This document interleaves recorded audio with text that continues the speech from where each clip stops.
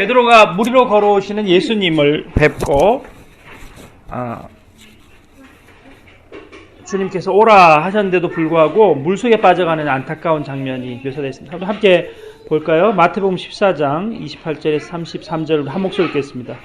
시작. 베드로가 대답하여 가로되 주여 만일 주시어든 나를 명하사 물 위로 오라 하소서 한데 오라 하시니 베드로가 배에서 내려 물 위로 걸어서 예수께로 가되 바람을 보고 무서워 빠져가는지라 소리질러 가로되 주여 나를 구원하소서 하니 예수께서 즉시 손을 내밀어 저를 붙잡으시며 가라사대 믿음이 적은 자여 왜 의심하였느냐 하시고 배에 함께 오름에 바람이 그치는지라 배에 있는 사람들이 예수께 절하며 가로되 진실로 하나님의 아들이로소이다 하더라. 예수님이 가자고 하셨는데 우리 인생에 풍랑이 일고 예수님이 또 물 위로 걸어오라고 하셨는데 그 명령에 순종하여 가지만 우리 인생에 고난이 물에 빠지는 그야말로 목숨을 잃을 뻔한 경험들이 있습니다. 야, 과연 왜 예수님의 명령대로 했는데도 불구하고 우리 앞에 이런 삶의 환경들이 놓여 있을까? 이것이 오늘 본문의 주제입니다. 그래서 주님께서는 우리의 환경을 통하여 우리에게 말씀하고 계신다는 거예요. 이 환경이 고난이구나. 이 환경이 참 안 좋구나. 네거티브로 우리가 늘 바라본다는 거예요. 그렇지만 이 환경 속에서 말씀하시는 주님의 음성에 귀를 기울여야 된다는 겁니다. 마치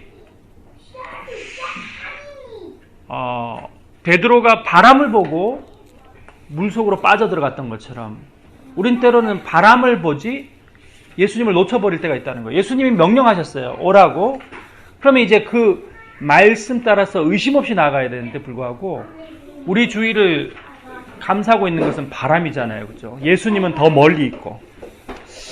오늘은 오늘 마태복음 14장 28절에 있는 본문 가운데 있는 환경을 통해 말씀하신 예수님에 대해서 함께 말씀을 통해 나누려고 합니다. 먼저 요한복음 5장에 있는 과연 하나님께서 예수 그리스도를 통해서 삼위일체 성부, 성자, 성령, 성부 하나님, 성자 예수님, 그리고 보혜사 성령님, 과연 하나님께서 주도권을 가지고 우리에게 말씀하시는 것이 무엇인가, 그리고 그 말씀에 대해서 우리는 어떻게 주님 앞에 우리를 드리고 순종해야 되는가 하는 것을 먼저 살펴봐야 될 줄 압니다. 제가 먼저 이 요한복음 5장 17절 이하에 있는 말씀에 대한 답을 먼저 묻고 답하는 시간을 가지겠습니다. 예수께서 그들에게 이르시되 내 아버지께서 이제까지 일하시 나도 일한다 하시매. 요한복음 5장 17절이에요. 1번 답은 뭐겠어요? 1번에는 아버지께서 이제까지 일하셨다. 하나님의 뜻이 있다는 거예요. God's will. 그래서 나도 일한다. 예수님 말씀하신 거예요. 3번 나는 아무것도 스스로 할 수 없다. 하나님의 주도권, 이니셔티브를 하나님 앞에 드렸습니다. 하나님께서 하신 일 주시하여 본다. 4번 5번 나는 아버지께서 이미 행하고 계신 일을 보고 행한다. 6번 아버지께서는 아들을 사랑하신다. 7번 아버지께서는 자기 행하시는 일을 다 아들에게 보이신다. 때로는 우리 삶에 있어서 하나님께서 우리에게 무엇을 말씀하실 때 예수님께서도 하나님의 뜻 가운데 그 모든 것을 행하셨다는 거예요. 지난 시간에 우리가 배운 것이 무엇이나 한번 다시 생각해 볼 필요가 있는 것 같아요. 기도. 우리가 지난주 야외에서 예배를 드리면서 기도는 무엇이라고 그랬습니까? 하나님의 그 넓은 뜻이 있는데 때로는 우리가 그것을 하나님의 뜻에 맞추어 기도할 때도 있지만 주로 내 중심적인 사고 속에서 내가 기도하는 것이 많다. 그렇지만 하나님은 그 면면한 뜻을 가지시고 이끌어 가시는데 마치 2주 전에 우리가 예로 들었던 것처럼 어린아이에게 파란색 어떤 브랜드의 장난감을 선물하려고 했던 아버지의 마음처럼 이미 하나님은 우리 인생의 계획과 섭리들을 가지고 계시고 우리에게 줄 것을 선물하여 주실 것을 이미 가지고 계시는데 우리가 그것을 알아나가는 과정이 기도라는 거예요. 그렇지만 우리는 때로는 그 기도 슈인 자전거 파란색이었잖아요. 그죠? 예를 들어서. 그런데도 불구하고 우리는 자꾸 세발 자전거를 달라고 그러고 안 그러면 자꾸 다른 건 장난감을 달라고 그러고 자동차 장난감을 달라 그런다는 거예요. 그렇지만 하나님은 우리 인생에 이미 주시고자 하는 것을 계획해 놓으셨다는 겁니다. 그래서 삼위일체이신 예수님마저도 하나님의 뜻을 먼저 구했다는 거예요. 하나님께서 과연 예수 그리스도의 구원 사역, 보세요. 예수님도 마찬가지예요. 예수님께서 겟세마네 동산에서 기도하실 때 땀과 피를 흘리시면서 아버지여, 만일 할 수 있거든 이 잔을 내게서 옮겨 주시옵소서 기도했잖아요. 그죠? 그렇지만 아버지의 뜻대로 하옵소서. 하나님은 구원의 놀라운 십자가의 구원 사역을 통해서 인류를 구원하고자 하는 계획들을 가지고 계셨지만 예수님께서는 그 뜻대로 살아가는 인생들이 더 힘들고 고달프셨어요. 십자가의 고난들이 있었고 인성을 가진 예수님이기 때문에 그것이 괴로우셨던 거죠. 그것과 마찬가지로 우리도 하나님의 놀라운 계획과 섭리 가운데 있지만 조그만 인생들을 살펴보면은 너무너무 괴로운 인생이라는 거예요. 조각구름이지 우리의 인생들은. 근데 사실인 것 같아요. 한번 생각해 보세요. 하루를 지냈어요. 일주일을 지냈어. 모르겠어요. 혜민자매는 아직 젊어서 그런지 모르겠는데 뭐 어때? 아침에 일어나면 어우 막 해피데이 너무 즐겁다. 오늘 하루 뭐 어떤 일이 생길까 막 가슴 설레고 그렇지는 않잖아요. 옆에 자고 있는 할인이 아이고 얘하고 또 하루 어떻게 지낼 것인가. 그렇다고 뭐 밤 11시에 신랑이 돌아와서 마지막으로 오늘 하루를 일과를 정리하면서 수다를 떠는 것으로 풀리는 것도 아니야. 그 다음날 되면 또 반복되는 루틴한 일상들이 우리를 기다리고 있는 거예요. 뭐 외신남도 마찬가지겠지. 아침에 또 일어나서 이 신랑 밥 해주고 애 도시락 사고 학교 보내주고 그렇지만 아침에는 뜨고 나는 그 일을 해야 되는 거예요. 그렇지만 지나고 보면 어때요? 지나고 보면은 한 번씩 문득문득 우리 백호를 바라보면서 또 쑥쑥 크고 있는 할인이를 바라보면서 그리고 남편의 출근하는 뒷모습을 바라보면서 때로는 행복하다. 근데 그 행복의 순간은 잠깐이잖아요. 전체의 그림을 볼 때는 우리는 행복하지만 그 순간순간의 조각구름을 볼 때는 우리는 고통과 고통의 브릿지가 된다는 거예요. 우리의 인생들은. 우리 신앙도 마찬가지라는 겁니다. 하나님께서 큰 놀라운 계획, 우리의 삶에 이 교재로 말하면은 하나님을 경험하는 삶의 7가지 실체를 가지고 우리를 인도하고 계시지만 하나하나는 우리가 하나님의 뜻에 우리의 인생들을 조정하고 우리를 깨트리고 우리를 부수고 우리를 다듬는 그런 단계들의 연속이라는 겁니다. 우리 교재로 한번 넘어가서 우리 한번 살펴봅시다. 첫 번째는 하나님의 일이 있어요. 하나님께서 계획하신 일이 있습니다. 그런데 하나님께서는 그 계획하신 일 속에서 우리를 관계로 부르시는 거예요. 그래서 저번에도 제가 말씀드렸지만 10시간 내 간구를 하나님께 드리는 것보다 하나님께 뜨거운 사랑의 관계로 1시간 하나님과 이건 좀 신비적인 말일 수도 있지만 일체가 되는 경험, 하나님과 일체가 되는 경험, 그 신비주의자들이 많이 경험했다는 중세의 뭐 신학자 중에서 뭐 헬리수스 이런 사람들이 있겠죠. 하나님과 내가 일체가 되는 경험, 그건 뭐겠어요? 저번에도 우리가 얘기했지만 하나님의 눈이 되는 거야. 내가 하나님의 마음이 되고,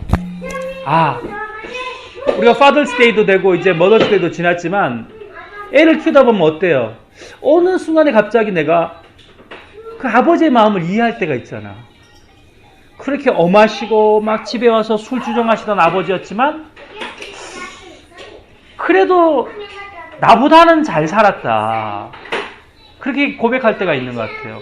그렇게 집에서 우리를 막 회초리로 때리시고 막 꾸중하시고 때로는 이웃 사람들과 막 다투시기도 하던 어머니였지만 저 60평생 50평생 내가 살아보니까 나보다는 잘 사신 것 같다. 내가 어머니의 30대 때 그 모습을 바라볼 때 내가 저렇게 열심히 살지 못했던 것 같다. 그런 걸 느낄 때가 있잖아요. 그죠? 신앙인으로서도 마찬가지라는 거예요. 어느 순간인가 우리의 신앙 가운데 하나님과 깊은 관계 속에서 하나님의 마음을 때론 이해할 때가 있다는 거예요. 우리가 자녀를 키우다가 하나님께서 왜 이것을 나에게 허락하시지 않으셨구나. 하나님께서 왜 고통받는 우리 이웃과 함께 침묵하고 계셨는 것인가. 그래서 신학자들은 어떤 면에서 하나님의 침묵은 하나님 또 다른 깊은 하나님의 말씀하심이라는 거예요. 저번에도 한번 제가 말씀드렸지만 아이가 막 떠들어도 막 내가 꾸중하고 꾸중해도 말 안 들으면 어때요? 부모님이 갑자기 침묵하잖아요. 그리고 쳐다보잖아. 그러면서 왠지 모를 슬픔이 담겨지고 그 아이를 향한 사랑과 온갖 양가적 감정 속에서 내가 그 아이를 계속 쳐다보고 있다가 눈물 흘리잖아요. 그런 것처럼 하나님의 침묵이 때로는 그런 과정일 수 있다는 거예요. 하나님이 침묵하시는 것은 하나님이 말씀하지 않으면서 나타나는 깊은 하나님의 뜻을 우리에게 전달하시는 거라는 거예요. 근데 그것은 이제 신정론적인 대답이고 지난 시간에도 말했지만 하나는 때로는 죄 때문에 우리가 이것은 이제 하나님의 깊은 관계 속에서 우리가 발견하게 되는 것이고 죄 때문에 가리워져서 하나님을 등한시하고 하나님을 침묵해 하는 경우도 있다는 거예요. 말씀을 읽지 않고 내가 늘 드라마만 보고 그럼 하나님의 말씀할 기회를 제한해버린 거죠. 하나님은 내가 말씀을 볼 때에 내가 기도할 때에 말씀하시는데 그 닫아버린 거예요. 통로를. 그때는 내가 죄 문제를 빗장을 걷고 주님 앞에 나아감이 필요한 거죠. 먼지를 털어내는 거죠. 내 영성의 창문을 여는 것. 자, 이 모든 것이 하나님과 우리의 관계입니다. 이 관계들이 회복될 때 하나님께서는 우리를 자신의 일에 초대하신다는 거예요. 하나님과 깊은 사랑의 관계가 됐을 때 혜민아, 외수나, 혁수야, 네가 나를 위해서 해야 될 일이 있다 하고 하나님이 우리를 부르신다는 거예요. 그것은 근데 지금 우리 교재 전체를 한번 복습해 보는 거예요. 예전에 우리가 말씀 나눴던 것처럼 모세와 같이 떨기나무에서 부를 때도 있어요. 모세 이전에 어느 누구도 떨기나무 아래서 우리를 부르신 적은 없었어요. 그렇다면은 야, 꿈에 갑자기 하나님께서 나에게 깊은, 내지는 신랑과 얘기하는데 갑자기 그런, 내지는 목사님의 말씀 통해서 그런 메시지들이 순간 나에게 왔을 때 이건 아닐 수 있다. 내가 너무 신비적인 것 같아. 말씀을 통해서만 나에게 역사하신다고 그러셨는데 하는 것조차도 어떻게 보면 하나님의 운행하신 거, 하나님의 말씀하시는 걸 제안하는 것일 수 있다는 거예요. 설마 떨기나무 아래서 하나님께서 나타나실 줄은 몰랐다는 거예요. 모세와 같이. 그렇기 때문에 우리의 일상 가운데 저번에도 말씀드렸지만 설거지 하다가도 내지는 화장실에서 앉아있을 때라도 내가 하나님 앞에서 내 마음을 온전히 열고 걸어갈 때라도, 그래서 걸어가다가도 하나님 내게 말씀하소서 종이 듣겠나이다 하고 무릎 꿇을 수 있는 하나님을 향한 마음이 될 때에 하나님은 그 어느 순간 어느 상황 속에서도 나를 초청하실 수 있다는 거예요.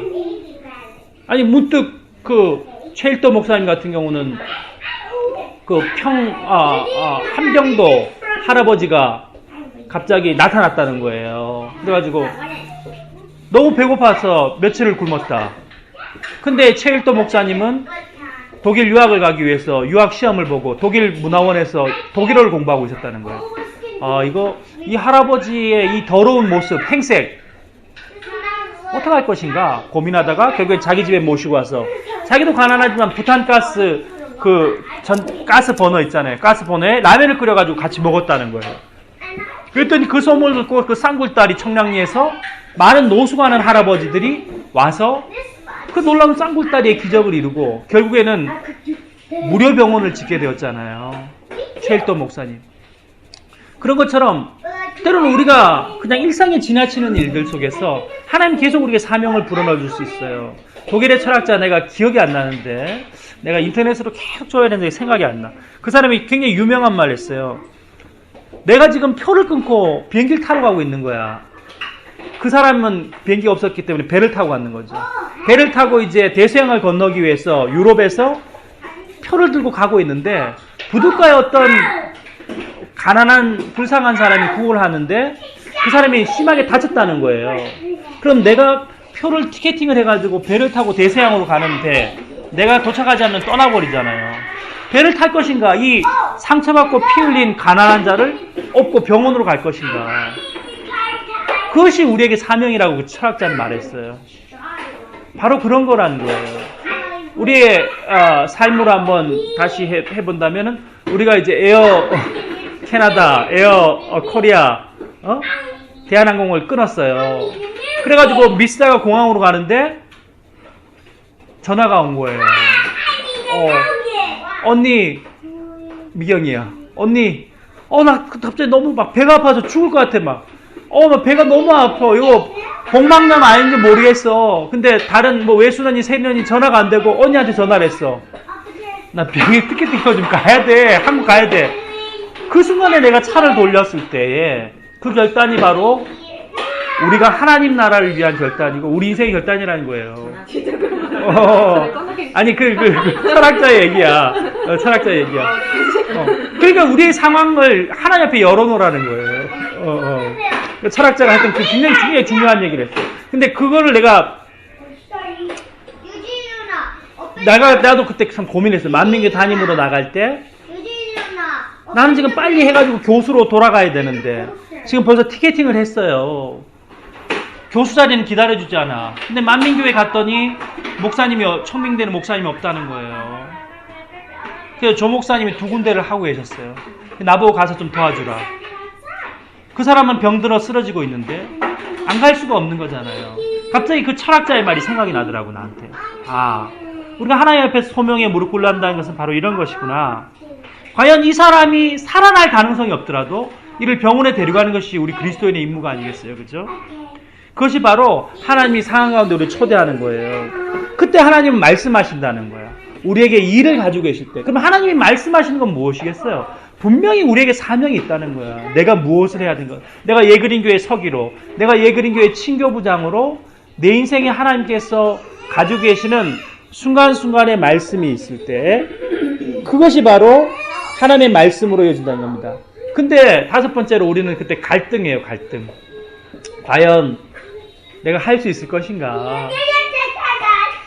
우리 교회에는 얼마나 많은 어른들이 있는 것인가? 그분들이 친교부장 해야지 내가 친교부장 해가지고 과연 무엇을 할 수 있을 것인가? 야외 예배에 대해서 어떻게 할 수 있을 것인가? 과연 내가 할 수 있을 것인가? 내 말을 그들은 들어줄 것인가? 모세도 마찬가지였다는 거예요.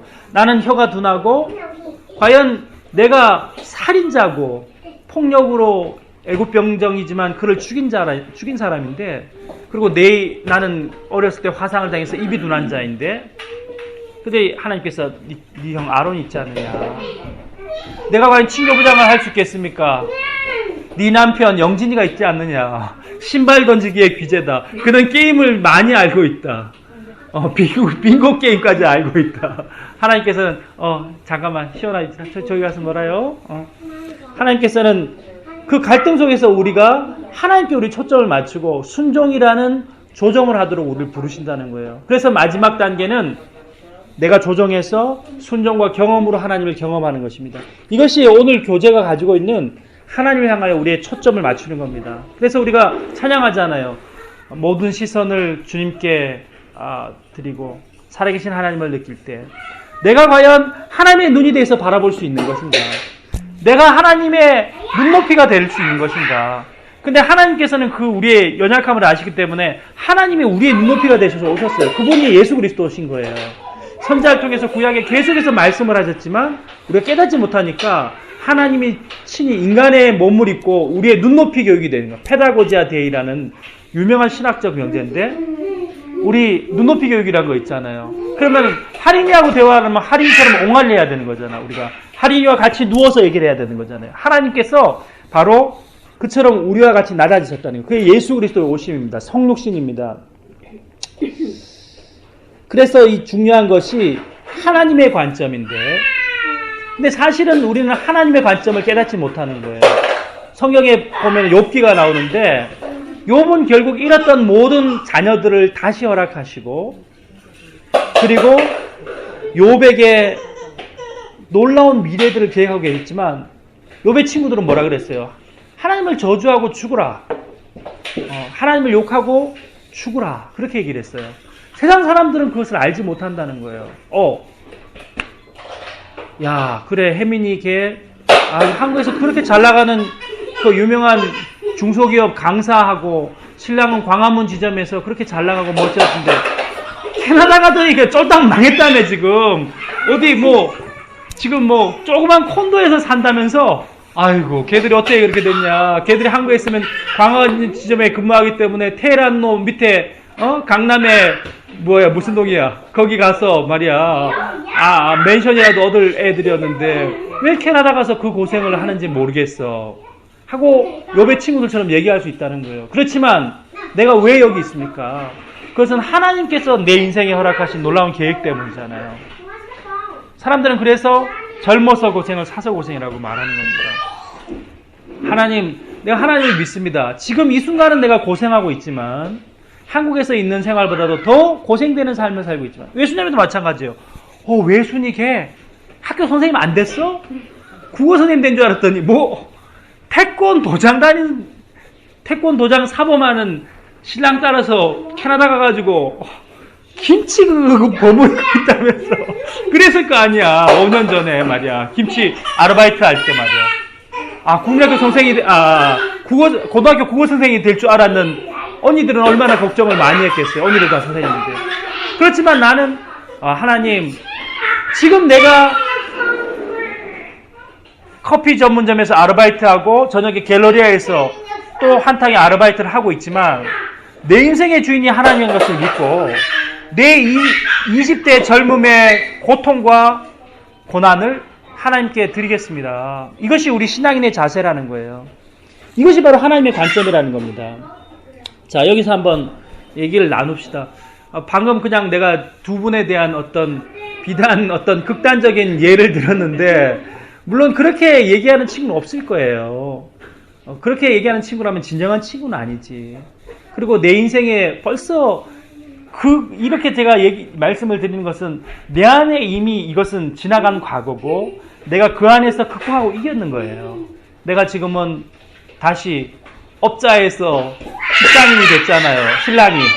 그리고 하나님께서 자녀를 허락하셨고 하나님께서 또 지금 현재로는 관장 사모님이 되게 하셨고 그리고 또 주택을 허락하셨고 과거의 일이잖아요. 한번 우리 과거를 한번 더듬어 보는 거예요. 우리 어땠어요? 한번 오늘 본문에 나온 건데 내가 비극적이고 지금 혼란스러운 환경에 빠져서 기도 중에 하나님을 원망한 적이 있었다면 언제였던 것 같아요? 내 인생에 있어. 언제 가장 하나님을 원망하셨던 것 같아요?